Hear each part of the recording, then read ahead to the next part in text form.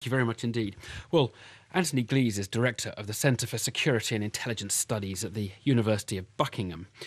He joins us now, as does David Davis, MP for Halton Price and Howden, former Shadow Home Secretary, of course, famously stood down and held a by-election over in protest at planned measures by the last government. Good morning to you both, gentlemen. Good morning. Morning. David Davis, can I just ask you, first of all, are you satisfied that current arrangements for obtaining data about who is talking to whom, or a warrant to actually read or intercept conversations or read emails, are you satisfied that current arrangements work satisfactorily? Well, not really, not the who's talking to who. I mean, much of the current surveillance structure comes from a bill or an act called RIPA, the Regulation of Investigatory Powers Act. And that's the very one that allows, local councils to snoop on the school run and so on, and does allow unwarranted checking of who calls who. I'm afraid I think that's actually too loose. But what this does is multiply that up, makes it 60 million times worse. So if you think it's too loose at the moment, you're not going to like what appears to be planned, even if it's even if it is. Bet. Yeah, okay. Anthony Glees, why does all this need to be done? Well, it needs to be done because it can be done, and because 2012 is an extremely, or could possibly be an extremely dangerous year for the United Kingdom. We've got the Olympics, of course. We've also got the Queen's Diamond Jubilee. People have been talking about doing this for some time. It was mooted in 2009, for example, and GCHQ at that time made the unprecedented statement saying that they would not target anyone indiscriminately. And I think we have to understand, not least after the killings 10 days ago in Toulouse, that there are some very dangerous people out there. They do communicate with each other. If they choose to communicate with each other, they can be monitored, and terrorist attacks can be dealt with. Now, I understand, of course, there is a balance to be drawn between interception and civil liberties.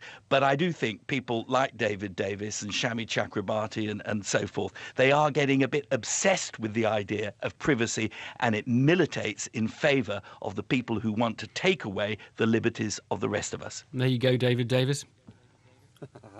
Well, if Anthony doesn't think the French already have these powers, he hasn't checked his law. It didn't stop Toulouse, I'm afraid. They didn't use them. And, well, they didn't use them effectively, but that's actually the story of many intelligence agencies, as you probably know better than most. The 2012, this won't be in place for 2012. If this is going to be in the Queen's speech, the best it can be is in for late 2013, so it's not going to affect that.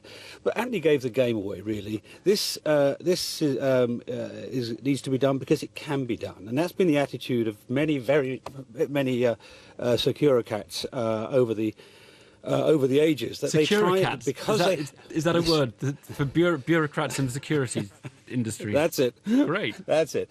But the simple truth is that this is not necessary. If you have a warrantary arrangement, an arrangement whereby any of the agencies that needs to intercept or needs to get content or addresses, then that's the way to do it. It's simply go through the law.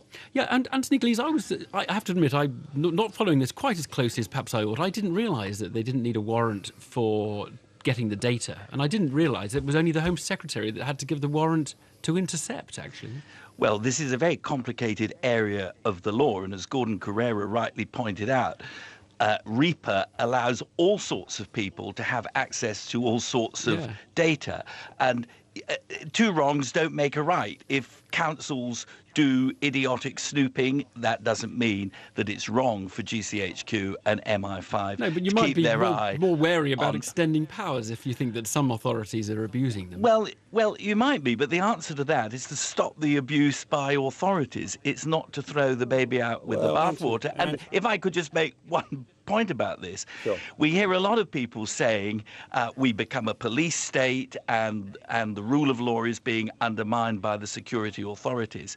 If that were really the case, then we wouldn't be finding measures like this in the Queen's speech, if that is what's going to happen. It is precisely because our secret agencies want to be lawful that they need to keep up with the massive flow of information now out there on the internet, on Facebook. And if it can prevent criminal activity, if it can prevent paedophilia, if it can prevent terrorism in an Olympic year, we should certainly be doing it.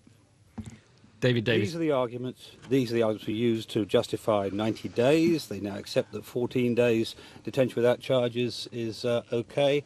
These are the arguments used to justify the extradition arrangements. Exactly that phrase. Terrorism, crime and paedophilia was used to justify the extradition arrangements, which now everybody thinks are wrong. These are the arguments that were used to justify the Section 44, the counter-terrorism stop and search, which the police used 250,000 times before they were stopped from doing so, actually by this government, to be fair to them.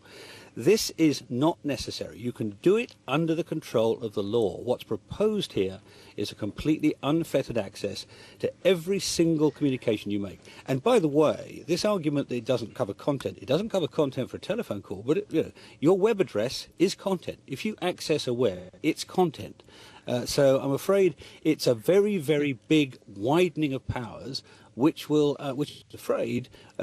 be very much resented by many, many citizens who do not like the idea. In Germany, they tried to do this 2 years ago. In Germany, they tried to do this, and the Supreme Court had 35,000 complaints and struck it down. And do you know what? I suspect what will happen here is the same thing will happen here in due course. Here's an idea, David Davis. You could resign your seat in protest at the idea and hold a by-election. John Prescott has suggested as much this morning in a tweet, actually. Has he really? Would you think of doing that?